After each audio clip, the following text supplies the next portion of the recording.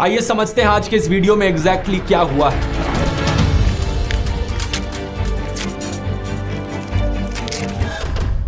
अगर इस पूरे घोटाले के भंडार को एक लाइन में समराइज करना हुआ दोस्तों, तो इसे कुछ इस तरीके से किया जा सकता है। तुम मुझे चंदा दो, मैं तुम्हें धंधा दूंगा, और चंदा नहीं दिया तो ईडी का फंदा दूंगा। इस चंदा धंधा मॉडल की बात मैंने अपने पहले भी कई वीडियोस में करी है, लेकिन अब हमारे पास इसका सीधे तौर पर सबूत मौजूद है।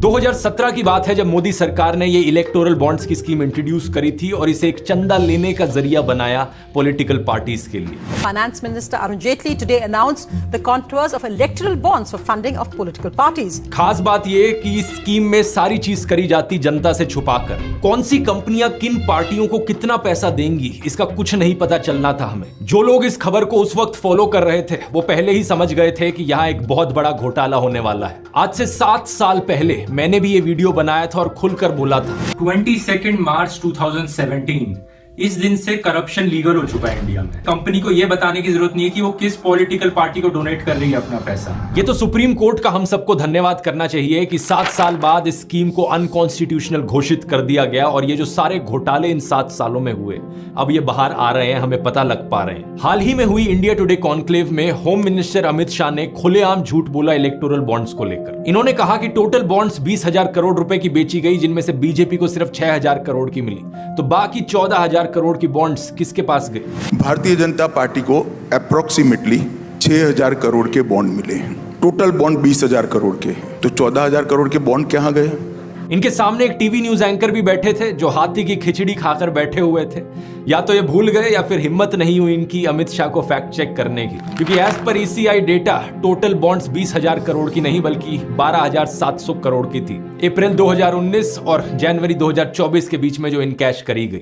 इस 12,000 करोड़ में से बीजेपी के पास 6,000 करोड़ की बॉन्ड्स गई थी, जो कि 47.5% होता है। इसी समय के बीच जो दूसरे नंबर पर पार्टी थी वो थी तृणमूल कांग्रेस, जिन्हें 1,600 करोड़ की बॉन्ड्स मिली, यानी 12.6%। थर्ड नंबर पर कांग्रेस 1,400 करोड़ के साथ, जो कि 11.1% होता है, लेकिन आगे की लिस्ट भी मैं आपको गिना देता हूं। चौथे नंबर पर BRS थी 1,200 करोड़ के साथ, पांचवें पर BJD 700 करोड़ के साथ, छठे पर DMK 600 करोड़, उसके बाद YSR 300 करोड़, TDP 200 करोड़, शिवसेना 150 करोड़, और बाकी जो पार्टीज थी RJD, AAP, JDS, SKM, NCP, इन सबको 30 से लेकर 70 करोड़ के बीच में चंदा मिला।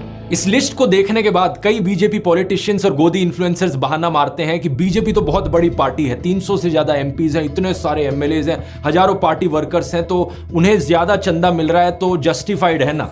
और अगर हम चंदा कलेक्टेड पर MP की रेशियो निकालेंगे तो बीजेपी की ये रेशियो बाकी पार्टियों से कम निकलती है। इसका मतलब बीजेपी उतनी बुरी नहीं है जितनी और पार्टियां हैं। कोई सेंस है इस बात की? जैसा मैंने आपको पहले बताया, स्कैम यहां पर है तुम मुझे चंदा दो, मैं तुम्हें धंधा दूंगा, चंदा नहीं दिया तो ईडी का फंदा दूंगा। लेकिन अपने आप में सिर्फ चंदा देना या चंदा लेना ये कोई स्कैम नहीं है। डोनेट तो कोई भी कर सकता है पॉलिटिकल पार्टीज को, लेकिन अगर डोनेशन के बदले उन्हें कोई कॉन्ट्रैक्ट दिया जाता है, जनता के टैक्स का पैसा उन्हें दिया जाता है, और जो कंपनीज डोनेशन नहीं देती उन्हें ईडी का फंदा दिया जाता है, यह है असली घोटालों का भंडार। अब कल को सोचो विजय माल्या या नीरव मोदी ये कहने लगे कि भाई हमारी तो इतनी ज्यादा बड़ी कंपनी है, इतने ज्यादा एम्प्लॉयज हैं, इसलिए हमने इतने सारे रुपए लूट लिए। पर एम्प्लॉय लूट की कैलकुलेशन करो तो हम इतने बड़े भी चोर नहीं है। और लोगों की ऑब्जेक्शन ये नहीं है कि विजय माल्या ने इतने करोड़ों रुपए क्यों कमाए, पैसे कमाना कुछ गलत चीज नहीं है। ऑब्जेक्शन ये है कि जनता का पैसा लूट कर क्यों पैसे कमाए। इसी तरीके से दिक्कत किसी को इस बात से नहीं है कि बीजेपी ने चंदा क्यों लिया, दिक्कत इस बात से है कि चंदा लेने के लिए यहां एक बड़ा एक्सटॉर्शन रैकेट चलाया, डेमोक्रेसी की धज्जियां उड़ाई और जनता का पैसा लूटा। अमित शाह ने जो खुलेआम झूठ बोला था वही झूठ बीजेपी पॉलिटिशियन RP सिंह ने भी दोहराया था। कुल मिलाकर 20,000 करोड़ रुपए के चुनावी बॉन्ड आए, जिसमें से 6,000 करोड़ भाजपा के पास है, 14,000 करोड़ रुपए विपक्ष के पास है। झूठ बोलो, बार बार झूठ बोलो।